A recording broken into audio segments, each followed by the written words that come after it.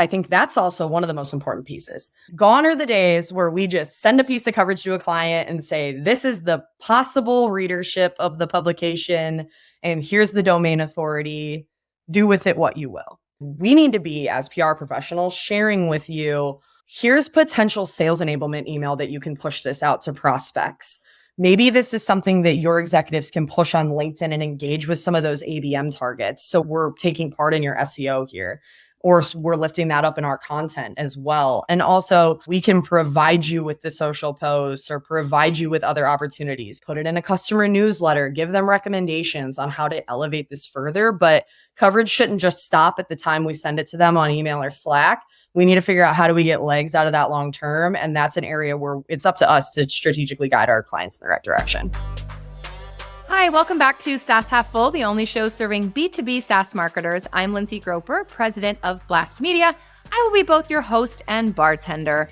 I'm pumped for this conversation because I'm bringing in one of BLASTmedia's own, Vice President of PR, Kate Johnson. We have just released an ebook at BLASTmedia called Demystifying Modern PR, and I'm bringing Kate on to talk through the elements in that ebook. Now, the reason we developed it is because we get a lot of questions from our clients and from prospects on the difference between digital, non-traditional, traditional, modern PR. And we figured it was time to address what the hell is modern PR anyway? What does it look like today? What are some things that have stayed the same? What are things that are fundamentally different in our discipline? And so I brought Kate on to give her take on all things modern PR. If you'd care to, grab a drink and join me as I speak with Kate. Hi, Kate. Welcome to SaaS Half Full. Hi, Lindsay. Thanks for having me. Oh my gosh, I always love to have one of our own on this show. I've been doing this for 3 years, and you are the fourth internal BLASTmedia guest that I've had on. And you know what? The people love when I have BLASTmedia folks on. Gets a lot of listens and downloads. So glad you're here. Yeah, awesome. Big fan, obviously. So she has to say that, people. She truly has to say she's a big fan. It is 1:00 on a Wednesday. Are you joining me for a drink? I am. Yeah, I've got hazy IPA here. I'm less of a mock or a cocktail girl and more of a beer girl. So love it. I just grabbed the closest thing to me, which not shockingly was a bottle of red wine. I don't have the bottle. I have a glass. But cheers. Happy to have you on the show. Well, the reason that I invited Kate on here is because we at BLASTmedia, we recently launched an ebook, which, was a labor of love between all of us. But the reason that we launched this ebook, and it is titled Demystifying Modern PR, is because not only in conversations with our clients, but also me being on the front lines of new client acquisition literally probably for the last year and a half, is we get varying degrees of questions around traditional PR versus non-traditional, digital PR, modern PR. And it finally just begged the question of what is PR today?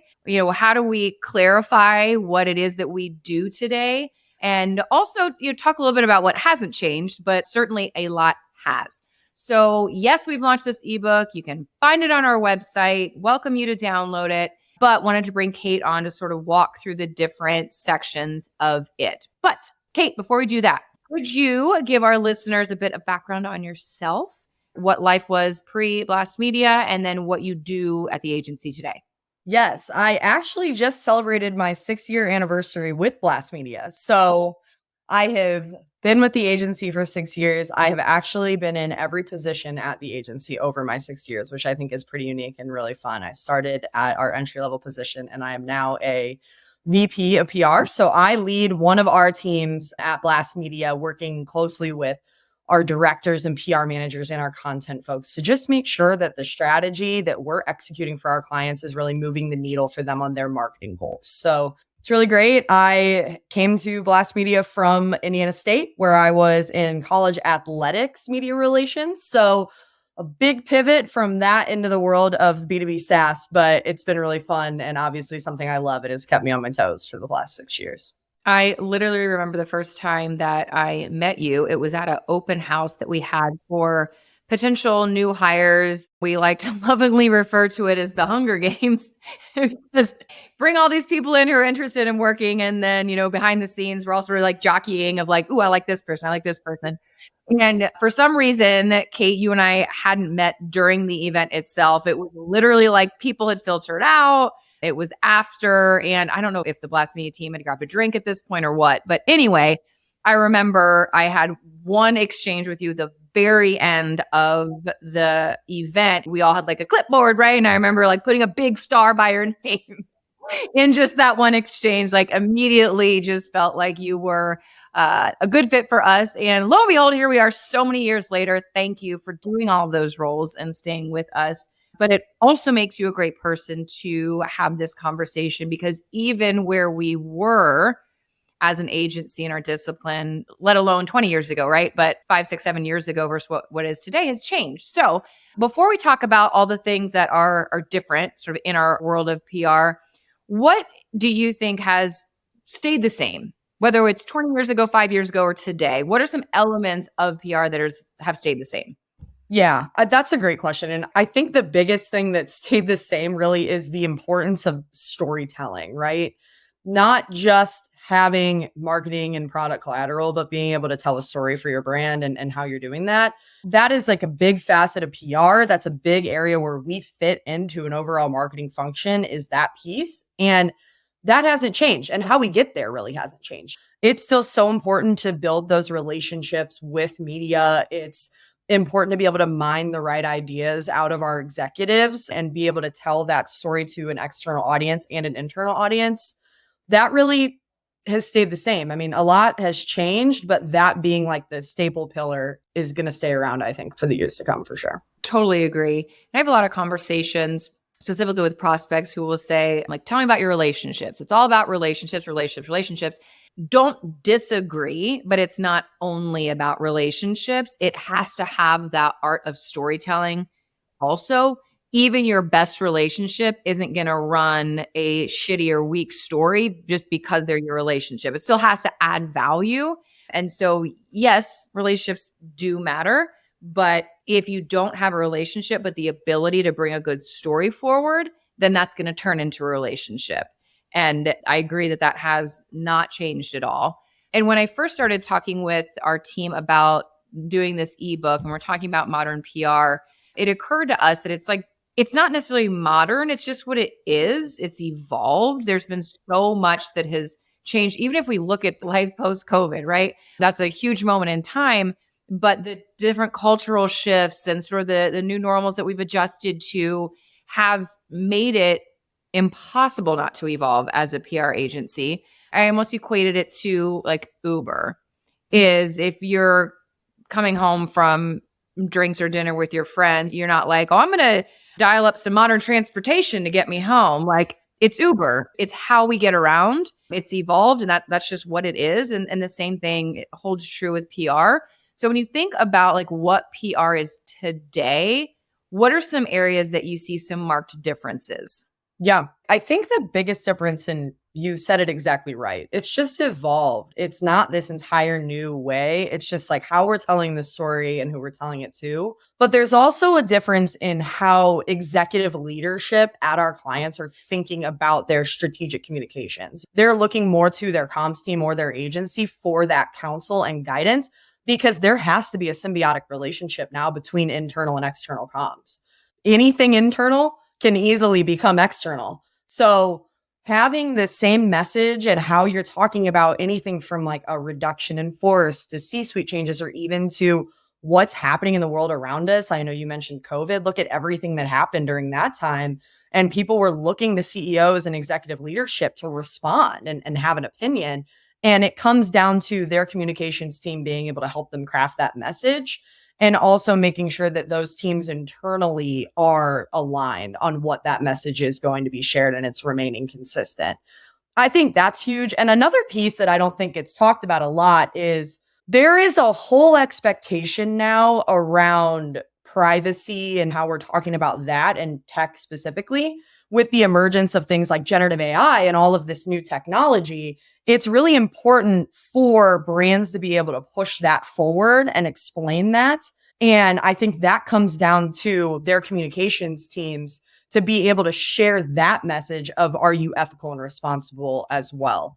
I think those are two things that are really huge. And then being able to prove your own value too is something that matters. I mean, being able to better track communications metrics and results from PR is huge. I mean, if your agency or your comms team is just looking at like the number of impressions and sentiment, that's not enough. I mean, that is just outdated. We have to focus on areas like, is it a piece of quality coverage? Is it really moving the needle for your brand? Like, is it having an impact? So, a press release syndication from a newswire, it's great. It's good to have it out there. But are you getting like a feature story to talk about that new product? Or are you having a quote on a tertiary topic that is moving the needle forward for your thought leadership? Like, those are the things you need to be evaluating. And then how you map that back to what's moving the needle in your marketing and pipeline. Yeah. And one thing that I think has been super interesting about this evolution is, even I think about our agency specifically, is since 2020, I mean, we're in our 4th year now, is we've never had to flex our like strategic comms, internal comms muscle as much as we have. And we've really leaned into that as an agency. And I know like you've personally enjoyed that. And it goes back to that internal, external, where is the line? Because that line has pretty much been erased. So the amount of strategic counsel that we've had to provide in internal messaging and internal communications with, could be your team, it could be just with customers, knowing that anything that you send, as soon as you hit send, could be screenshotted, could be made public. But I know our senior leadership team has enjoyed that part of it. It brings on new challenges, but it's really not an area that we had to lean into quite as heavily pre-COVID that now has brought a lot of new issues to light. Yeah, absolutely. I mean, that was definitely the turning point on all of that. We were just getting requests that we hadn't seen before and really had to flex that muscle, like you said, and be able to advise our clients and learn alongside each other. And I think it is a really great experience. And I think we are just more equipped to handle those situations now than we ever have been. I consider us experts on that now. And it's just been a really cool experience. I want to shift gears and talk about today's B2B buyers, because we think about who those buyers were and who were making those decisions 10 years ago versus who they are now. Most of today's B2B buyers are millennials. And you think about also who your investors are, and there are millennial decision makers there on where they're spending money. There, from a partner standpoint, as well as potential hires, your senior level talent is now millennials. And we all know, we've pitched these storylines, we've consumed these storylines. We all know that millennials value different things, and the primary things that they value, whether they are looking to work for someone, buy something from someone, partner with anyone, is they value this higher sense of connection and purpose. So like all things considered equal, if we're looking at SaaS as an example, y'all are relatively have the same features, benefits, pricing, etc. What's going to make that difference is how a buyer feels about your brand. So talk to us about how SaaS companies can better communicate with and form that connection with these new buyers. Yeah, I often think about this from the B2B side as B2B is just catching up to B2C. Business to consumer buyers for a long time have expected the brands they're purchasing from to stand for something and have a story to tell outside of just their product. And I think that's where we're getting with B2B. These buyers are looking for authenticity, transparency, consistency. They want to work with brands that have leaders who have an opinion on things like DEIB initiatives or sustainability. They're not looking for just like a product speaking robot.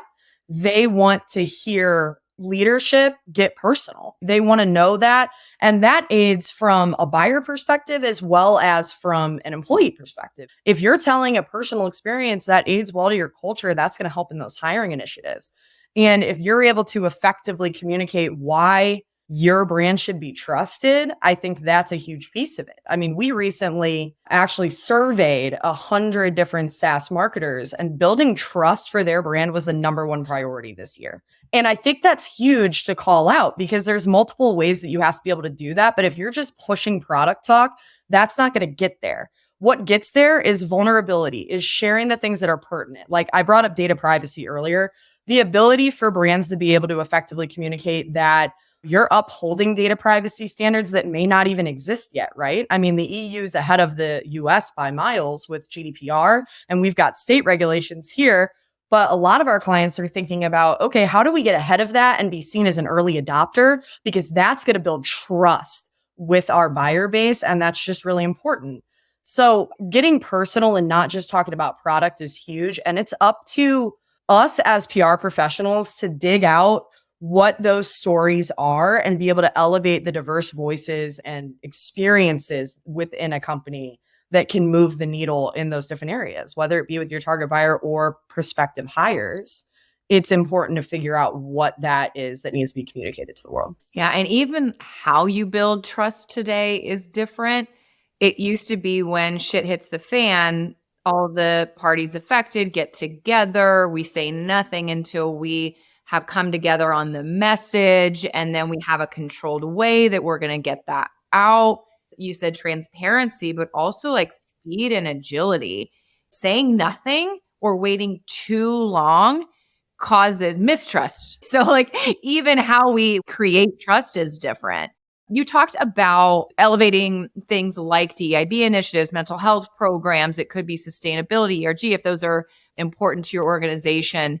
Can you talk to us about any specific examples that you can pull from other clients where maybe you've leveraged either what I consider like a non-traditional spokesperson or worked with a CEO to get them comfortable with being uncomfortable? Yeah, that's a good question. There's a couple different examples that come to mind.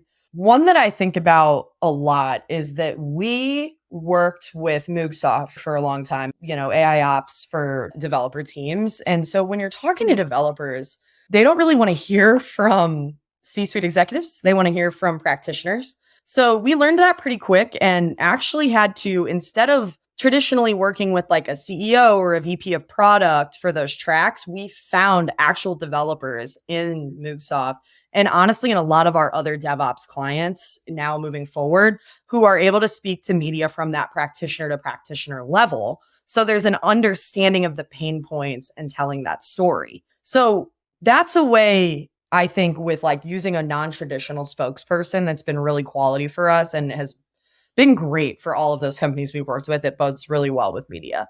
From the side of a personal story that I think really a good example that lifted a brand would be Heather Shoemaker from Language.io. She is the founder and CEO of Language.io. And we got a feature opportunity with her with Inc. for her to discuss what it was like for her fundraising with VCs as a woman in tech and also in a pretty tough fundraising environment. And she got really personal in the story. And we talked about it before. And she decided that she didn't want to hold back and she wanted to be raw about that experience. And it was a raw, vulnerable piece. She talked about how she went to bed a lot of the time before meetings, thinking about how she could mask her voice to sound like a man and think if that would get her more respect in the room. She referred to some of the VCs she met with as the rude dudes with the money. And because that's really how she felt about them. And even though a lot of that sounds negative, how this piece turned out was raw and vulnerable and had some really great insights for other female founders to follow and insights and things that they should know and questions they should ask. So it was great advice and really lifted up Heather's personal brand. But it also talked super highly of Language.io as a company. So it told their story and a great story about the VCs who she did end up going with and why they were different and why they were the ones that she picked and are great for the Language.io brand. So it was such a positive story for Language.io, Heather, and her VC. And I think that is just a great example of a personal story that you can use in so many different ways. Absolutely. And I even think about it from a employee standpoint, not even a new hire, but I would imagine that there were plenty of employees at Language.io that didn't know that journey and that might have limited touch points with her just as they're virtual or as we go along with our lives, right? And might not have felt that connection with her and then see that like, oh my gosh, she's a human being and she's had all these struggles. I didn't realize that. And as Language.io was selling, is you're likely selling to other women who work in tech, and they are resonating with that story and being like, well, man, if I'm choosing from this vendor, like I connected with them. So it's a perfect example of that. PR, we all know brand awareness play, and traditionally hard to measure. This question has been around, how can I tie PR to ROI? As long as I've been around, which is quite some time. And spoiler alert, we don't have the answer to this question. So don't be hanging around thinking that we're going to be like, this is it. That being said, you did bring up expectations around data measurement reporting. And you had said that if you're only measuring impressions and sentiment, dear Lord, in all things that you find holy, please, if we're still doing ad equivalencies, let's stop. I haven't seen that in a hot minute. I haven't seen that. We haven't had a request for it in a long time. I'm thrilled that that went away. Yeah. But that being said, I know a lot of other agencies. I see other agency reports, and lo and behold, we've graduated to some Google Sheets, but it's really around a lot of times quantity. Yes, there's share of voice that has emerged, which we can do our whole other episode on our thoughts on that. But what does the new measurement standards look like? Or from our perspective, we're working with mostly SaaS marketers. Sort of what are their expectations, and sort of how has that measurement framework evolved? Yeah, I think the biggest difference is between being static and being agile. And it's not just how you're reporting, but it's what you're doing with the coverage that you get to. And I think the expectations around that from our clients has definitely evolved. If we are very good, in my opinion, about what we're providing to our clients and how we're leveraging that. Like we use Propel, which is a CRM just specifically for PR. So it's tracking those leads like you would track leads through a sales funnel. It's doing that for you from the time a request comes into the time it runs. And our clients have real-time insight into those metrics. But it's up to us to report on those in a way that's showcasing why that piece is meaningful. Is it driving traffic back to the site? What is the key message pull through there? Is it telling the story we want to tell? Maybe it's elevating a thought leader who we had a goal that quarter to get more coverage for, and it's doing that. It's lifting them up. But I think it also comes down to, are you being agile with how you're securing those opportunities? It's one thing to make a plan at the beginning of the quarter and then go down campaign by campaign by campaign and just check a box. We have to use our media monitoring tools to our advantage, like Hero and Quoted, to look for those quick reactive opportunities so we can stay, one, up to date on what's timely and happening, and two, are we getting our clients into those trending conversations? I think that's an area where I know I've challenged my team over the past couple of quarters, and we as an agency have seen a huge jump over the past year or two, even in quote inclusions, just from being on top of areas like that and looking for those reactive opportunities. And what I said about how you use the coverage, I think that's also one of the most important pieces. Gone are the days where we just send a piece of coverage to a client and say, this is the possible readership of the publication, and here's the domain authority.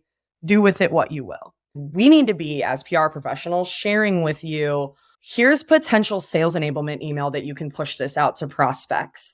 Maybe this is something that your executives can push on LinkedIn and engage with some of those ABM targets. So we're taking part in your SEO here, or we're lifting that up in our content as well. And also we can provide you with the social posts or provide you with other opportunities, put it in a customer newsletter, give them recommendations on how to elevate this further. But coverage shouldn't just stop at the time we send it to them on email or Slack. We need to figure out how do we get legs out of that long term. And that's an area where it's up to us to strategically guide our clients in the right direction. Yeah.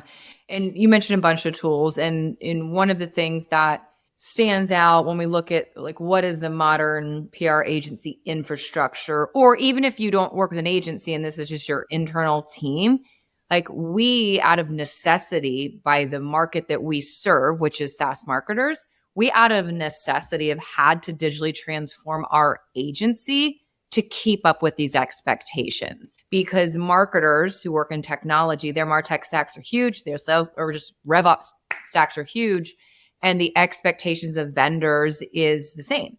And so we've invested in a lot of technology, to Kate's point, that allows us to report in real time, that allows our clients to have full access, a live link where they can manipulate the data based on their needs at the time. and they don't have to pull a static report that we've sent them, try and figure out the data, or wait on us to get something they need now. And we invest heavily especially of an agency our size, we invest heavily in technology because we know that that's a differentiator. We're told that's a differentiator, but for us, it mirrors the expectations that SaaS marketers have around any data in any measurement that they're running from their campaigns. Like, we're no different, and we shouldn't assume that we are. Yep, absolutely. I mean, even in our own hiring, you hear that when we have new employees starting, how different the tools are that we offer, how helpful and just how more advanced. So I think it's really important. And like you said, Lindsay, it's because of the type of clients that we have, but there's an expectation around that. And I think it's great that we meet it. For sure. And we are also, as an agency, we're investing in testing AI. We use it, we embrace it. We've all reached the point now, which is we being the industry. It's not if we're going to use it, is how, and now talking more about implementation and optimization of it. But if your agency or your PR teams aren't leveraging technology for better reporting and execution and efficiency, they need to be. And again, I'm sure some of you are rolling your eyes right now, like, yeah, duh. But you'd be surprised. I talked to a lot of other agency owners and belong to agency groups, and they are not leveraging technology the way that they should be. And if you're servicing technology clients, you will be left behind. Well, and if your agency or your partners aren't transparent with how they're using AI, that's a big red flag. There should be a clear standard internally with any of your vendors around how they're leveraging that, because all of the information that you're providing, that is proprietary for your brand. So I think that's something that's also important to keep in mind. I should know this, but I don't. How do we let our clients know how we're using AI? Yes, we have an intake call with all of our new clients right off the bat. And we walk them through specifically what our internal AI policy is. So right away, before we even start the relationship, before they share anything with us, they know how we're using AI internally. And we set those standards pretty strictly in terms of exclusivity. If information is proprietary, it will never enter a generative AI model or anything along those lines. Yeah, no, and that's a great point. We are privy to some very sensitive information, very private, not public information before it becomes public. So yes, ensuring that your team has strict guidelines around throwing out exclusive, specifically financial news that's forthcoming into an engine is not recommended. Well, Kate, is there anything that we didn't tackle that you want to make sure that we cover as part of this discussion? No, I think just echoing and want to really bring home the importance of pushing your thought leaders and your executives to be personal and vulnerable. I think that a lot of executives are seeing that and they're getting on board with that. And we hear a lot more conversations about building their own personal brand too, because that does reflect on their product brand now more than it ever has. Every once in a while, we still get some pushback on wanting to tell those personal stories and speak to others outside of just your ICP. And I think that keep chugging and keep trying to get them to share and equipping them with the knowledge and information that they need to feel comfortable doing so, because those are the stories that really move the needle and definitely get the attention of some pretty high tier media. Love that reminder. Thank you. Well, Kate, you're such a big fan that you're going to know that I do this at the end of every episode, which is I ask all of my guests if they have a signature or favorite toast to send us out. Ooh, a signature or favorite toast. I actually am bad with toasts. I'm a pretty classic, just give the cheers. I'm too busy focusing on how much I enjoy my drink, usually. It's ironic that I asked this question because I'm the same. I don't have a cool answer. It's literally cheers. And I'm also I don't know if I should be impressed or saddened by the fact that I drank this entire glass of wine during this discussion. I poured a full glass and was like, I'll probably just have a few sips. It's 1:00 on a freaking Wednesday. Well, Kate, this has been awesome. Thank you so much for the discussion. As a reminder, we have the ebook, Demystifying Modern PR, available on BLASTmedia.com. We welcome you to download it. We don't ask for your email, folks, so there is no barrier to download. Go make yourself smarter and brighter. We appreciate the time. Thank you so much, Kate. Yes, thank you. Thanks, everyone. Thanks again to Kate for joining me on SaaS Half Full. I always love connecting with her. There's a reason she's been with us for so long. She is incredible. I managed to finish my entire glass of wine during this episode. Cheers to me. Hopefully you have a few things that you took away from this conversation that you can apply immediately to your own PR strategy. I always appreciate you tuning in, and until next time, bottoms up.